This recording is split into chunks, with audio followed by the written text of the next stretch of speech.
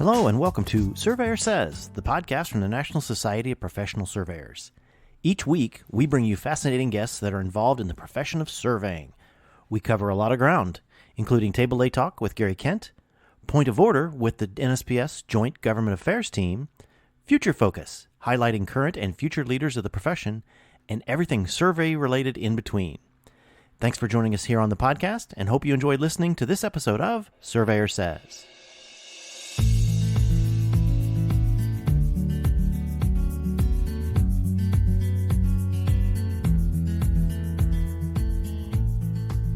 Hello and welcome to another episode of Surveyor Says. This is your host Tim Burch, and this is the second one in a row. We're recording from one of our stops along the conference tour. Last week was in Oregon. This week we are in the great state of Wisconsin. I'm actually a longtime member of here, and it's truly is one of the better conferences across the country. They put on a great program, a lot of hospitality. And so it gave me an opportunity to revisit a friendship with, I can't believe it's been 8 years since I first met you. This is Alysen Tierney. She is the outgoing president of the Wisconsin Young Surveyors Network.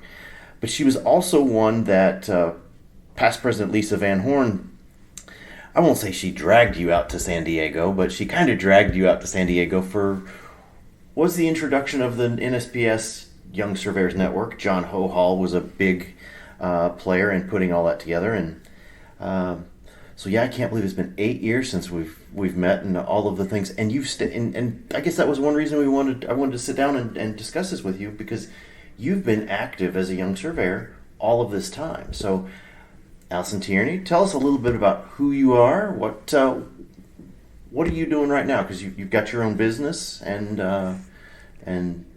what's going on with you? So I'm the owner of United Grading and Surveying. Work's really busy right now. Good. I do a lot of outreach through TrigStar and other programs. Future City, I was a mentor this year for middle school students. I have a associate's degree in civil engineering technology from Madison Area Technical College. I was 2014 Young Surveyor of the Year. That's why I got to go to San Diego, and Lisa got to drag me around and introduce me to all the great NSPS directors. That was a good opportunity. John did a good job at starting off the North American Young Surveyors Network. It was me and Adam Schleicher. So we kind of brought that program back to Wisconsin and created bylaws and reached out to the WSLS board. They created a board seat for the Young Surveyors Network. So we were the first state in the United States that had a young voice on the board, a voting voice. And Adam stepped down in 2016 because he kind of aged out, and I've been hitting the ground running since.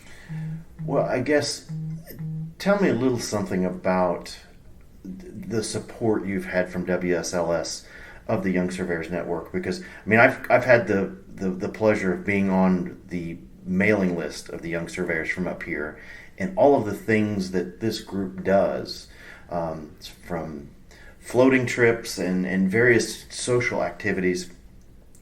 How important is the support from the main organization been to make sure that you've had opportunities to do all of these things? They've been great. When you talk to other state reps, they get some support, but Wisconsin's really stepped out in supporting us. They help with funding things. They're always, if you have ideas, they're always good about it. Part of what they require when they do support you, though, is reporting back to them and bringing back all that information. So they send you to an NSPS meeting, because they've been funding us to go to every spring and fall, and just this year they passed that we can send 2 young surveyors to the spring and fall meeting. Fantastic. So they expect something in return, but they give us what we need to do what we want. So last night we had the 4th annual bowling with the young surveyors, and we had 38 young surveyors. Wow. WSLS paid for the shoes and the round of bowling, and then the vendors and some of the bigger companies come up and support us with beverages and try to hire us and teach us things. So it's a real good outreach program that we wouldn't be able to do without them supporting us. Good. Well, and that's good. And I guess what I appreciate about what Wisconsin Young Surveyors are doing, and we're seeing this happen in a few other states, some of these social events, because unfortunately, I'm from a generation that was just, and before me, just stereotypically the chapter meetings, it's old, it's stodgy, it's the same people, same conversations.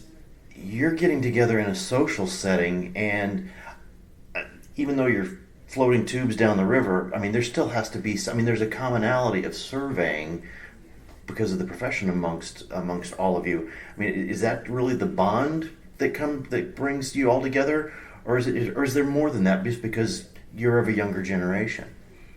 Well, we try to have an activity that's survey related. Like this fall, we're going to go visit the last dam on the Wisconsin River before it hits the Mississippi. It's 100 years old. Wow. They just had some surveying stuff done on it because they redid their deck. Actually, I got to do the survey when I worked for Mead and Hunt, so it'll be nice. So we're going to tour the dam, and then we'll go do our activity. And if we don't have a specific survey-related thing, there is a lot of survey talk. You can, we're all from different parts of the state, and we all got different things going on. Some are business owners, some work for big companies, some work for little companies. Some have done it all or work for the private sector. So just being able to talk surveying and, because when you get with your friends, they don't necessarily know what you're doing. Right. And you can explain till you're blue in the face, and it's still not, they don't comprehend that you have to dig a hole 2 feet deep and 3 feet of frost kind of thing. So just having that bond of knowing what we all go through on a daily basis. Well, and I'm going to throw you a little bit of an audible of some of the interview questions I gave you early on, because you've got a new addition to your family. A monster. A little monster, a cute little monster. She is just adorable. So I guess my question is, because of the Young Surveyors Network and where you were at in your stage in life, you're a perfect example of that. It is making that balance between work, marriage, motherhood, all of these things. I guess not really necessarily advice, but any thoughts on how to make that work-life balance to where you still have time and making an effort above your job to be part of something that's social, that's promoting your profession, promoting your livelihood? How do you make that all work? Well, I lucked out. My husband and I have our own business now. I don't know how I would do it. Like, I worked for a private sector, and I was doing 12-hour days, some night shifts, and doing a lot of construction-related stuff. And I look back at that, and I'm like, how would I have done that with a family? So, the people that are doing that, kudos to you, but, having my own business and setting my own hours and the support that I get from my family and the support that WSLS gives me and all the great mentors and surveyors I've had, it helps you move forward and want to give back. So the more help that I've received, the more I want to help other people and give them as much as I can. Well, and I guess, you bring up a good point in having your own business now, at a young age. And that's something I've noticed, a trend within the young surveyors that are really the most, I'll say, the movers and shakers across the country. I'm, not to name any names, but I'll name them for you. Yeah, James, David, Chris. Well, Chris doesn't have his own business, but he's definitely been there. Nolan Mark from Indiana. Nolan, and there's just there's so many young surveyors that are really stepping up in the ranks, whether it's through their state societies and or the national societies. And I've actually put this in my presentation, that the fact that you have your own businesses at this young age and your entrepreneurial skills are coming through, and you're really controlling your life that much more by having your own business and setting the tone for your work, for your family, for all those things. What drove you to want to have your own business? I mean, was it a lot of that narrative to control more of your time and such? When I started surveying back in high school, I may have gotten into a little bit of trouble with the law, and I remember talking to the judge and saying, I want to be a surveyor that works for government or for the private sector. I want to run my own business. What am I going to do if this is on my record? And that was when I was like 17 years old, right. Remembering that I wanted to do that. I think being involved with the state society and the national society and, even into the international society, when I was in 2014 San Diego at NSPS, I came from a surveyor out of, we worked out of his house. It was a bedroom in the upstairs of his house.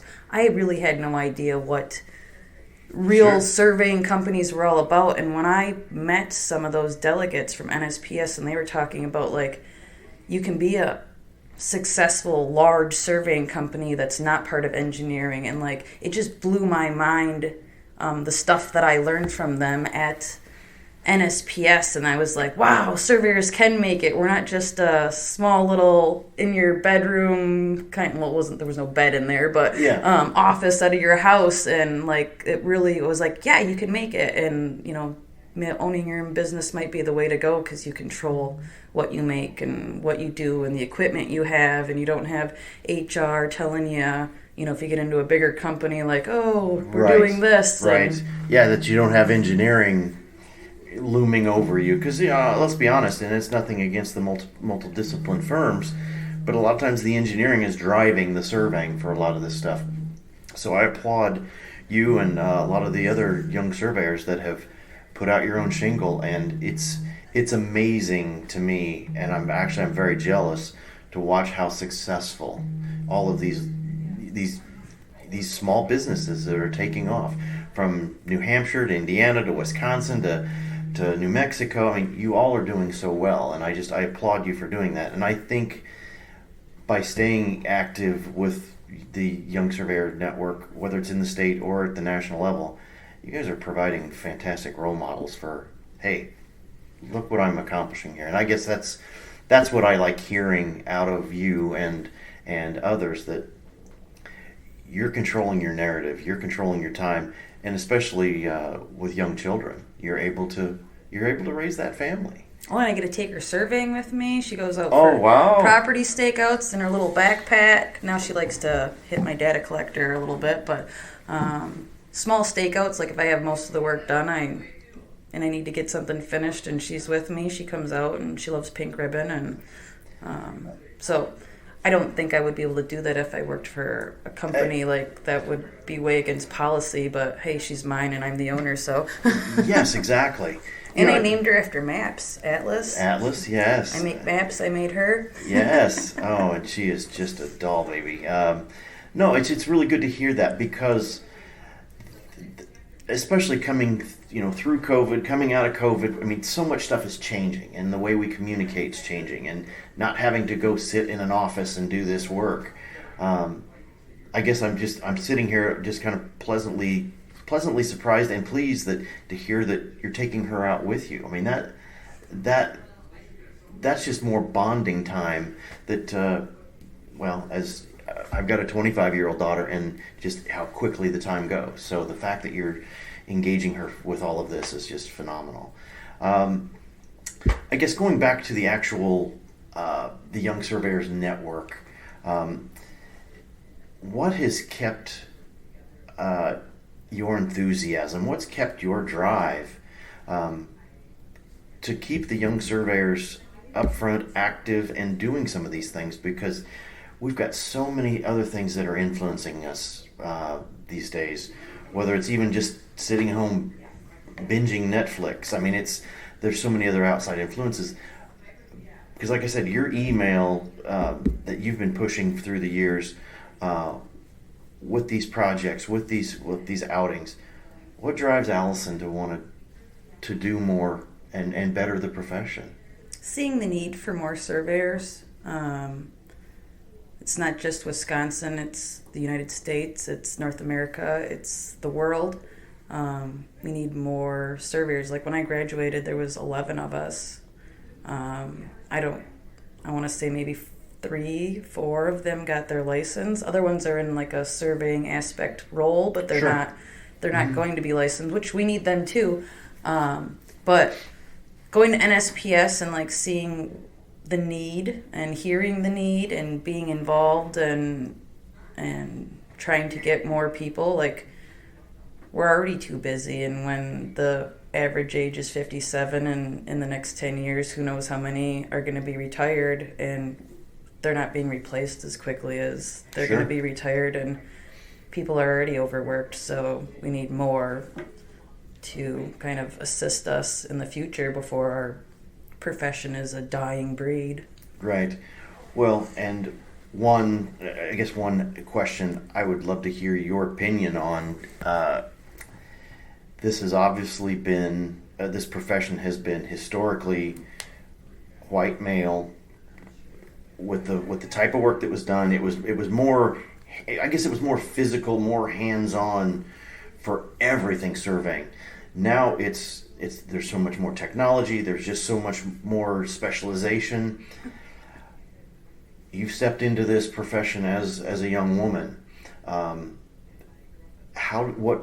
guess, is there additional drive to be something in technically what's supposed to be a man's world? Because I'll be honest with you, just the time I've known you and all of the interaction I've had with you at national and through Wisconsin, you've earned a lot of respect from your peers and your contemporaries in this conference and across the country. How has there really been any extra motivation, or is it just, you know what, I'm a surveyor, this is my job, and I'm going to get it done? I don't know about extra motivation. I liked the survey profession because it was mainly men. I get along with them better. I interact with them better. So like it was like I thought about being a nurse, and because I liked dissecting things and needles and whatnot, and but it was like chatty and drama, and then I was like, how do I not be? And when you did all those like occupation tests when you were in like middle school and high school, right. Construction, transportation, it always came up as my interest. And when I had a drafting teacher tell me that, hey, you should be a surveyor because you like drafting and you're a hunting person, and you like being outside, and I was like, oh, what's that? And I got a job that summer working for a surveyor, and it was intimidating being one of the only girls, but now I think the women are like this conference now, I bet it was less than 1% when I started coming, and I think we're over 5% easily now. And that's a huge gain. It Huge. really is huge. And the women that are in it are fun. Like they're not the same. They're a different category of women. So it takes good people, and we got a lot of good people. But I don't know. I enjoyed being the only girl. I fit in. Yes, you do. You definitely do fit in.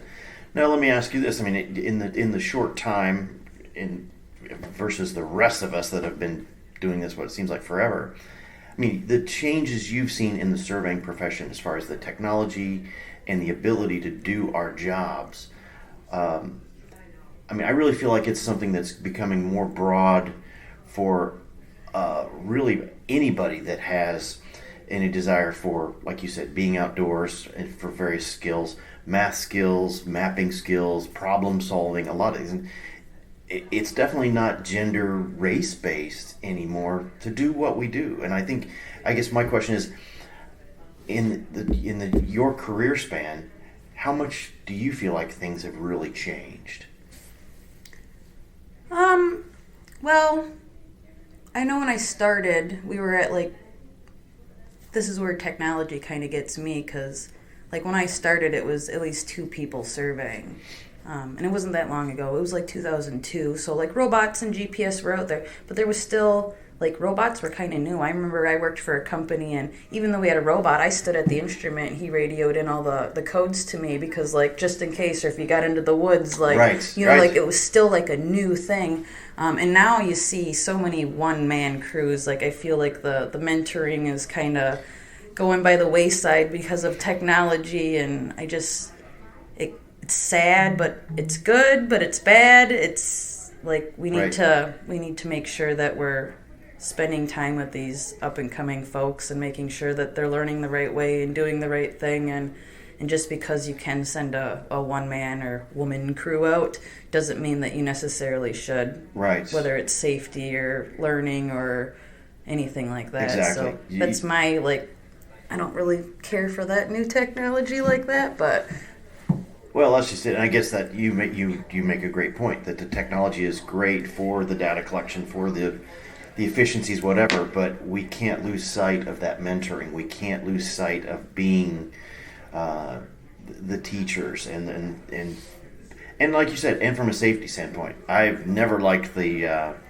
a one-man crew simply from a safety standpoint, that somebody could get hurt, fall and crack their head on something, and could lie there for a day before somebody realized, oh, hey, where's Tim at? We haven't heard from him today. Just from a safety standpoint. No, those are good points. I guess question I have, one of the last couple questions I have for you is, in your time, you've seen these changes, you've seen the women, their involvement grow. How does that work with the future of surveying? What do you see? How do you see the future of surveying, and what steps do you feel need to still be taken to make this a successful, growing profession? Because like you said, we're still looking for people. There's still a lot of people overworked. There's a lot of work to be done. We've got to find those people. What do we need to do to make the future of surveying a brighter future? Well, one thing that we need to really do is raise our prices. I feel like we're undervaluing our the work that we do. So, for example, I get my house pressure washed this year. It's a single-story ranch, $500 to get my house washed. People are doing surveys for $500. Yes. That goes into the record book. That's there forever. Like, that increases the value of their property by more than $500 having that survey. Why are we not valuing ourselves at higher than engineering rate or at lawyer rate with our licenses? And so I think the future people need to start thinking, like, just because you can do it for $500 or because you work out of your house and you don't have the overhead doesn't mean you should. So we need to work better at that, and I think the value of us is getting higher with every retirement because we don't have the replacement. Right. That's going to increase that value also because now you're on a year waiting list rather than a 2-month waiting list.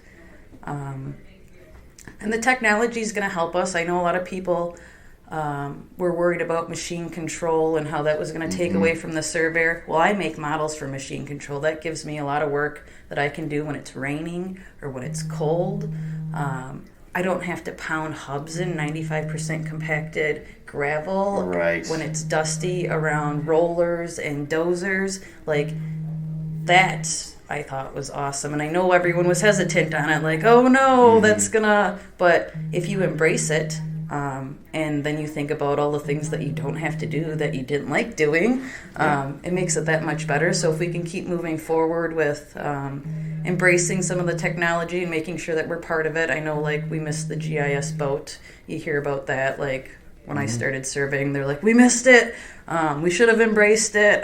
We're trying to embrace, like, the BIM boat and vertical surveying. And I would get into vertical surveying, but I haven't had a mentor. So, like, I'm not going to get into something that I don't know. But the schools should start really thinking about, like, the different avenues and teaching the classes so that people at least get exposed to it. And some of the bigger firms can be subcontracting to littler firms to make it a little bit more well-rounded. Sure. No, those are great answers. Absolutely great answers. I think you're right that we do need to do these things. I just sitting here thinking. So I guess I can't call you for doing a lot survey for $375 then, right? No. I get a lot of like, really? I thought it was going to be $300, $400. Yeah. And I was like, oh, call around, call me back if you find one. That's what my realtor said it was going to cost. But yeah, exactly. All right, so you're outgoing. You're outgoing Wisconsin Young Surveyor president. What's next for Alysen Tierney? What you have this passion, you have this drive.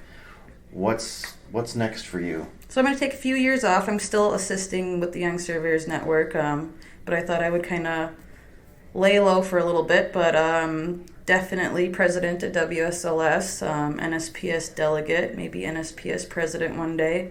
I enjoy the... You heard it here first. I enjoy the camaraderie that, NSPS allows us and getting us all around and hearing stories. And like when I knew I wasn't going to be to any more NSPS meetings as the Wisconsin rep, it made me very sad.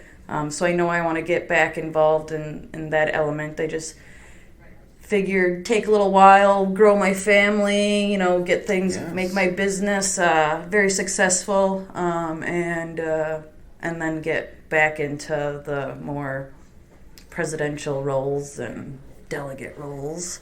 Well, you've provided a lot of support, a lot of leadership through these last 8 years I've gotten to know you, and I'm looking forward to working with you a lot more in the future because I don't see you going away anytime soon, and bottom line is that's good for the profession. I'm proud to call you my friend, and I really like what you've done. I'm really proud of what you've done, and so thank you from the profession. Thank you from me for everything you've done, and we look forward to seeing you a lot more in the future. And like I said, you've heard it here first. She's going to rule the world someday. Well, that'll wrap us up for this week of Surveyor Says. We appreciate the hospitality that we've had here at WSLS, the Institute, this week. It's been phenomenal. I not to knock any other states' conferences, but this one has always been top-notch. The staff and the board here just is incredible. And it gave me an opportunity to stop and talk to my good friend Alysen and check in and see what she's going to do next. So remember to subscribe and let us know if you have any questions. Thanks. You've been listening to the Surveyor Says podcast, brought to you by the National Society of Professional Surveyors. If you have any questions about today's episode or any other topic, please email us at info@nsps.us.com, and we are here to help. Visit our website, nsps.us.com, to learn more about our association, the programs we administer and support, our sustaining members, and information about future episodes of Surveyor Says. Subscribe to the podcast on iTunes, Apple Podcasts, Google Play, iHeartRadio, Spotify, as well as our podcast host, Podbean. And remember, it's a great day to be a surveyor.